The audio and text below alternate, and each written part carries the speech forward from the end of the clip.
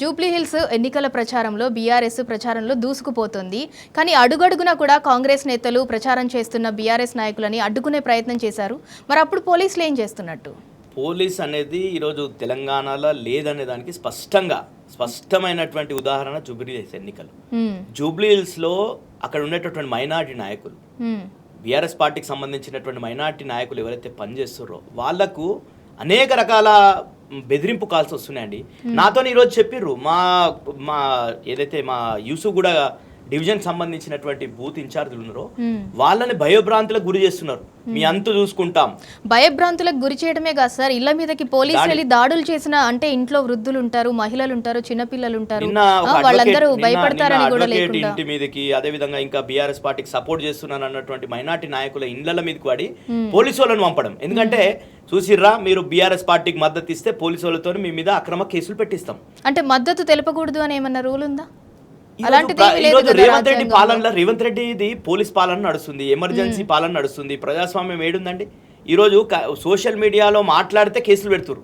ఒకసారి ఒక సైడ్ ఏమో సుప్రీంకోర్టు చెప్తుంది, మీరు సోషల్ మీడియాలో పెట్టినటువంటి విమర్శించేటటువంటి హక్కు పౌరుడి యొక్క ప్రాథమిక హక్కు. ఎవరినైనా విమర్శించవచ్చు, 100% విమర్శిస్తాం. నీ వ్యక్తిగతంగా నేను దూషిస్తలేం కదా, పర్సనల్ టార్గెట్ అవసరం లేదు. మాకు వ్యక్తిగత నీ పాలన పట్ల విమర్శిస్తాం. ఎవరి పార్టీకి మాకు ఇష్టమైనటువంటి పార్టీకి మేము సపోర్ట్ చేస్తాం. కానీ ఈ పాలన ఎట్లుందంటే, ఎవరైతే బీఆర్ఎస్ పార్టీకి మద్దతుగా ఉంటారో, బీఆర్ఎస్ పార్టీకి సంబంధించి సోషల్ మీడియాలో రీట్వీట్లు చేస్తే నల్లబాలు గారి మీద కేసు పెట్టినటువంటి పరిస్థితి చూసినాం కదా. కొంతం దిలీప్ గారి మీద కేసులు పెట్టినట్టు చూసినాం కదా. అసలు సోషల్ మీడియా క్రిషాంక్ గారి మీద కేసులు పెట్టినట్టు చూసినాం కదా.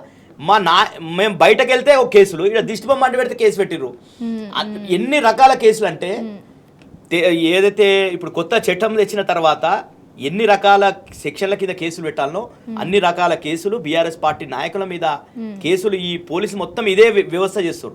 ఎట్ ద సేమ్ టైం ఇంకొకటి ఏం జరుగుతుంది తెలంగాణలో అంటే, వీళ్ళ కంట్రోల్ తప్పుతుంది. పోలీసులు అంతా కూడా ఒకే వైపుగా వాళ్ళు దృష్టి సాధించడం, మొత్తం బీఆర్ఎస్ టార్గెట్ గా మొత్తం పోలీసింగ్ అంతా చేయడం వల్ల లా అండ్ ఆర్డర్ మొత్తం కూడా కంట్రోల్ తప్పుతుంది. రౌడీ షీటర్లకు మొత్తం కూడా పూర్తిగా విచ్చలవిడితనం అయిపోయింది. ఎన్ని మర్డర్లు జరిగినాయండి ఈ రేవంత్ రెడ్డి పాలన వచ్చిన తర్వాత? పట్టపగలు ఎన్ని మర్డర్లు జరిగినాయి? ఓ రియల్టర్ని పోయి డైరెక్ట్గా చంపినటువంటి చూసినాం, ఆయన ఇంటికాడికి పోయి చంపినటువంటి చూసినామా మనం? ఇట్లాంటివి గతంలో 10 సంవత్సరాలు చూసినామా మనం? అట్లాంటి పరిస్థితి ఈరోజు ఎందుకు వచ్చింది?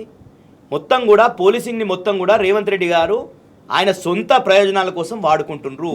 కాబట్టి మా పార్టీ నాయకుడు కేటీఆర్ గారు కూడా చాలా స్పష్టంగా చెప్పారు, మీరు మీ పోలీసింగ్ ఎక్కడ పోయింది? ఒక మంత్రి స్పష్టంగా చెప్పింది, మంత్రి కూతురు చెప్పింది. ఏం చెప్పింది? కొండా సురేఖ గారి కూతురు గన్ కల్చర్ అంటే రేవంత్ రెడ్డి గారి ఫాలోవర్ ఎప్పుడైతే రోజు షాడోగా ఉన్నటువంటి రోహిన్ రెడ్డి గారు గన్ను ఆయననే బెదిరించిండు. ఎవరైతే ఇండస్ట్రియలిస్ట్ మీద గన్ను తుపాకీ పెట్టి బెదిరించిండు అని చెప్పేసి స్పష్టంగా కేసు అయింది కదా. దానికి కారణం రోహిన్ రెడ్డి అని తెలుసు కదా. తెలిస్తే ఏం చేసిందండి ప్రభుత్వము? పోలీసింగ్ మేము కాకి బుక్ ఫాలో అవుతా అన్నటువంటి కొత్త డీజీపీ గారు, మీకు తెలియదా అండి, ఒక మంత్రి కూతురు డైరెక్ట్ అలిగేషన్ చేసిందని మీరు విచారణ చేసిరా? అదే మాట ఒకవేళ ప్రతిపక్ష నేతలు చేస్తే మాత్రం వాళ్ళ మీద ఈ పార్టీకి కేసు అయిపోయి 100% కదా. సింధూర గారు ఎట్లుందంటే, ఈ పాలన ఎట్లుందంటే మొత్తం కూడా ఈ రేవంత్ రెడ్డి గారు ప్రతిపక్షాలను నిర్మూలించాలి. ఆయన అనుకుంటుడు తెలంగాణ పోరాటాల చరిత్ర తెలియదు ఆయనకు. తెలంగాణ ఉద్యమంలో లేడు ఆయన ఎప్పుడు కూడా. ఆయన తెలంగాణ ఉద్యమంలో తుపాకీ రాముడు లేక ఆయన వ్యతిరేకంగా తెలంగాణ ఉద్యమకారుల మీద తుపాకీ ఎక్కువ పెట్టినటువంటి వ్యక్తి.